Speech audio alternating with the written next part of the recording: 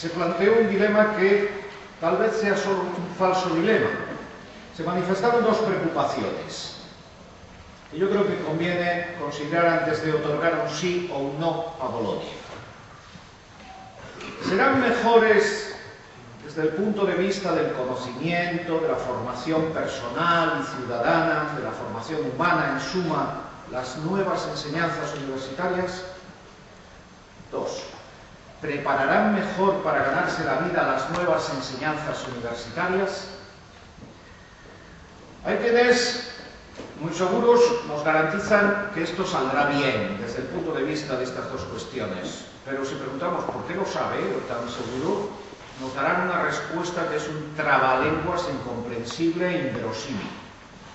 Ciertamente en el tono persuasivo del vendedor de feria, es decir, utilizando todas las trampas de la publicidad engañosa. Todas nuestras universidades públicas de primera línea en realidad son dos universidades a la vez, ¿verdad? Hay una universidad esplendorosa que recibe fondos de todos los sitios, públicas y privadas, para hacer investigaciones de todo tipo, ¿verdad? Y luego está la otra universidad que da la casualidad de que es la mía, soy filólogo, ¿no?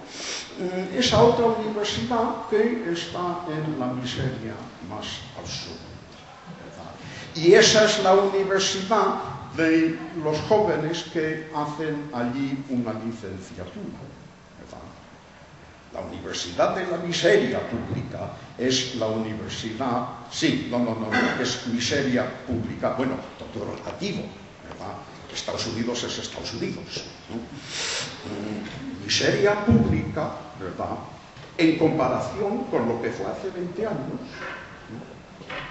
Que no es mucho, ¿no? Y entonces esa es la universidad nuestra, de los humanistas, y es la universidad de los jóvenes que hacen allí una licenciatura.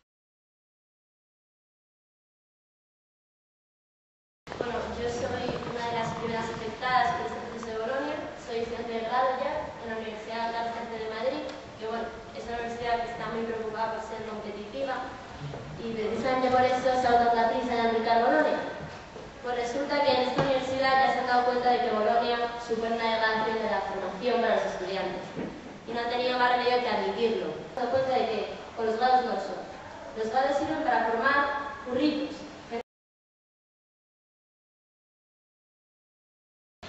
No sé a qué tanto escándalo. Pues claro que es una mercantilización de todo eso. Se privatizará si dejamos que se privatice.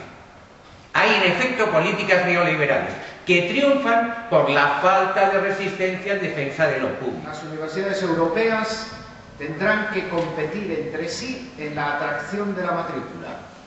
De eso dependerá su financiación. Pero, para que en esta competencia la oferta sea comparable, presentarán su mercancía en paquetes normalizados con códigos de barras.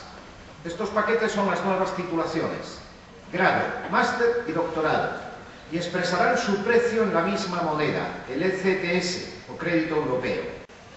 Señalamos de paso el contrasentido de pretender vender el grado español de 4 años frente a la mayoría de los grados europeos de 3. Váyanse animando, porque en Europa venden a 3 lo que aquí cuesta 4. ¿A dónde conduce esta competencia interuniversitaria? Primero, recordemos que en el debate anterior ya mostramos cuál es el horizonte de esta competencia, citando al secretario de Estado de Universidades, el señor Rubiralta. Hay que abordar un proceso de reducción del número de universidades, bien mediante procesos de fusión, transformación o extinción pura y simple. No puede ser un lenguaje más mercantilizador. Hay intentos de que esto se mercantilice, pero aquí yo todavía no he visto entrar una empresa a decirnos cómo tienen que ser los planes de estudio.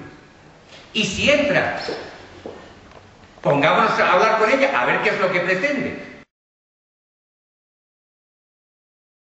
Tiempo esperando tomar la palabra, no solo en este debate, sino que llevamos varios años esperando tomar la palabra. Nos llevan diciendo, no, utilicen los cauces institucionales para hacerlo. Y lo hemos hecho.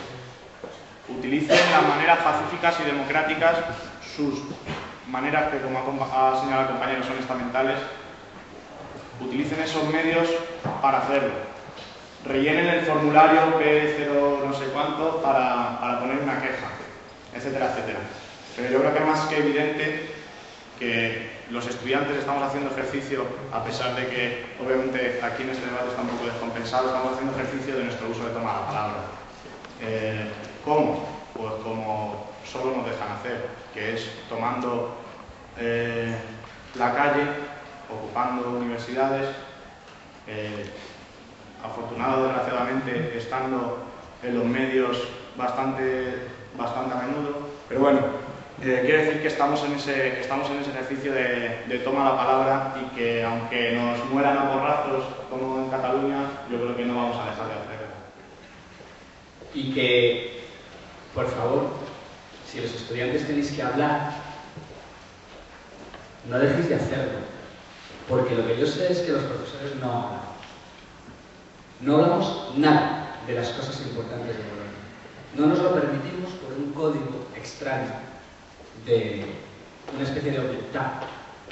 Y no nos hemos atrevido en los años pasados a hacerlo. La democracia son procedimientos también. Son procedimientos. Y tenemos que respetarlos. Respetémoslos, llevémoslos a cabo. Y al mismo tiempo tomemos la calle, pero eso es cosa vuestra. Tomad la calle si queréis. Pero aquí hay posibilidad. Hay posibilidad de llevar a cabo debates, reformas, cosas que se quieran hacer, que se quieran decir. Pero no quiero insistir. En todo caso, me parece que esto propicia cuanto menos el debate. Hagamos el debate y hagámoslo entre todos. Y yo no veo ninguna omertad. Lo que veo es mucha molestia entre el profesorado por toda esta serie de presiones contradictorias. No veo ningún pacto de silencio. Yo hablo todos los días de esto. Si tú no quieres hablar, no hables. Pero yo hablo con todos. Con todo el que quiere hablar. Lo que se trata aquí es de una lucha política. Y la lucha política que tenemos que llevar los estudiantes es la que ya el otro día se mencionó y que me parece que es el momento de repetir. Si queremos parar esto de alguna manera, lo que hay que hacer es salir a la calle, efectivamente, porque es el sitio donde podemos dar la batalla verdaderamente, y exigir la dimisión de la ministra. Porque la ministra es la responsable del acelerón que se está quedando en el último momento a este plan y que lleva consecuencias como lo que contaba Jaime Ferrer al principio. Resulta que todavía están pensando en cómo van a organizar los créditos para conseguir que una facultad que no está preparada se implante un plan que no tiene ni pies ni cabeza. ¿Quién es la responsable de eso? Pues esta señora. Y como ella es la responsable política y ella es la responsable de que no se esté llevando a cabo el diálogo necesario, lo que hay que hacer es exigir su dimisión para que nos pongan un interlocutor dispuesto a hacer lo que hay que hacer, que es parar esto y sentarse a discutir. Y es en ese plano es en el que tiene que hacerse la discusión aquí para ver cómo salimos luego allí y se lo decimos a esa señora, que es la que está haciendo esta tremenda chapuza que esperemos que no se lleve a cabo porque si no las consecuencias van a ser catastróficas para todos.